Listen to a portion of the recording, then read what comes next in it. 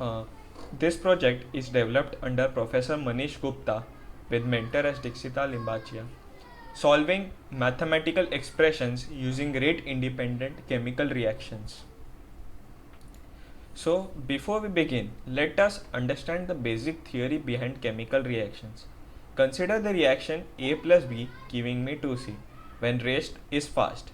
When this reaction fires, one molecule of A is consumed, one of B is consumed, and two molecules of C are produced. Thus, we can say that A and B are reactants and C is the product. The reaction has a rate equal to fast. Although the rates are relative and qualitative terms, as such fast and slow, these are the values which are measured from experiments. Our goal: through the means of software, we provide a proof of concept that seek to demonstrate that chemical systems can compute mathematical and logical functions. The crux for solving the expressions are stochastic chemical reaction network. Thus, given a series of SCRN reaction along with the rate, we can harness the power of those reactions to solve our advanced mathematical expressions. For example, SCRN example number 1, A going to C and B going to C. So, let us order the chemicals as ABC.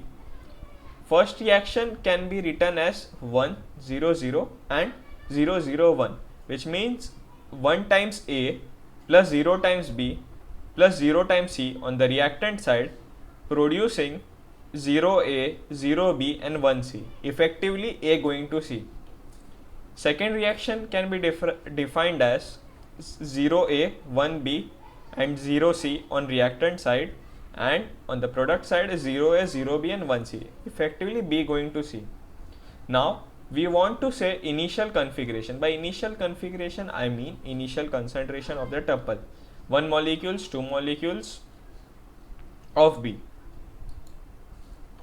So there is a particular constraint how a reaction proceeds in a further direction. If the concentration of all the reactants are greater than or equal to their corresponding coefficients, then only a reaction can occur.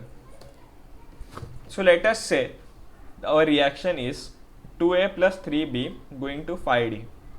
So if the current configuration is 220, initial configuration, so we can say that it won't proceed because we must have at least 3 molecules of B and at least 2 molecules of A. So thus this following reaction won't proceed. But suppose if we have our initial configuration as 330, then we have at least 2 molecules, right? At least 3 molecules, yes. Then this reaction produces 5 molecules of D. So say 330, then at next time instant 2 molecules of A will be consumed, 3 molecules of B will be consumed, 5 molecules of D will be produced, resulting in the configuration as 105. So the formula for writing this in programming language is that the ith value of current configuration tuple before reaction is reactant tuple of I plus product tuple before reaction minus reactant tuple of I plus product tuple. Rate constant. Rate constant decides how fast or slow a reaction is. Higher the rate constant, more probability that the reaction will occur. Rate constant come into play only when reaction satisfies occurring constraint. Since our project depends on rate independent constructs of SCRN, thus instead of writing the rates, we write quality factors such as slow and fast. The rate constants of the quality values are decided in such a way that whenever there are two reactions, one is fast and other is slow, then with very high probability the fast reaction will occur.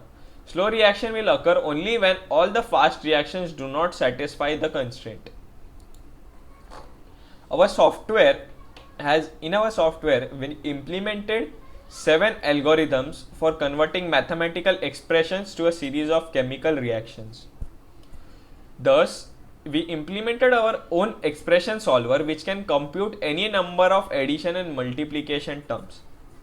Finally, we also implemented our core functionality of allowing the user to view and verify any series of chemical reactions concentration history.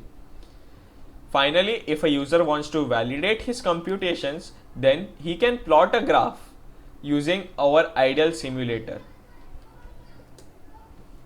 And the following basic algorithms were out of the 7 algorithms, we implemented 4 basic algorithms, namely inversion, duplication, incrementation, decrementation and comparison.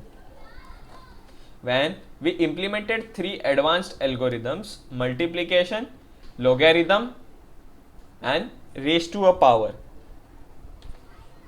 For computing any arithmetic expression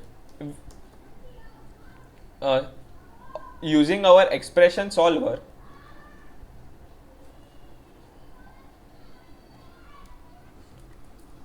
following are the syntax rules. Expression should only contain addition and multiplication. There is no precedence rule. Associativity is from left to right. There should be no brackets in between. Expression should only contain numbers, addition sign and multiplication sign. Let us take an example of expression 5 plus 7 into 8. So what our expression solver will do is that it will first add 5 plus 7 and then multiply the result 12 with 8. So we cascade the addition component first and then multiplication component, because in our expression solver we have not considered any brackets nor we have considered the precedence. For computing 5 into 7 plus 8, we need to do 5 into 7 plus 8. So this will calculate the multiplication component with the addition component. Now to validate our results, we built our own rate independent simulator which plots a graph. All the simulation software that has been devised up till now, like Kane, simulates using stochastic simulator. However, the simulator which we have developed is an ideal simulator and works solely on idea of rate independent constructs discussed in earlier classes. In normal simulators like Kane, the time unit is basically like the actual unit in seconds or microseconds, while in our simulator the time unit is defined in idealistic sense by assuming that every time step exactly one reaction occurs, and if at any point of time no reaction occurs, then the system stops. So how does the software work? The software works by giving some input commands, or if you have your own chemical reaction, you can write that in a text file or an XML file and input it to our software. The software will create 2 files, the XML file and a history text file. The rate independent simulator can then plot the graph from either of this text file or the XML file.